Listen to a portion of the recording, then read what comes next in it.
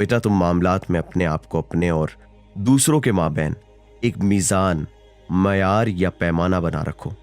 बस दूसरों के लिए भी वही कुछ पसंद करो जो अपने लिए पसंद करते हो, और जो चीज़ तुम्हें नापसंद हो उसे दूसरों के लिए भी नापसंद रखो। जिस तरह तुम नहीं चाहते कि कोई तुम पर जुल्म करे, इसी तरह तुम भी किसी पर जुल्म ना करो। जिस तरह दूसरों से हुस्न सुलूक के ख्वाह हो, इसी तरह दूसरों से हुस्न सुलूक रवा रखो। दूसरों की जिस बात को बुरा जानते हो, अगर अपने में हो, अपनी जिस बात से लोगों को खुश रखना चाहते हो, लोगों की उस बात से खुद भी खुश रहो।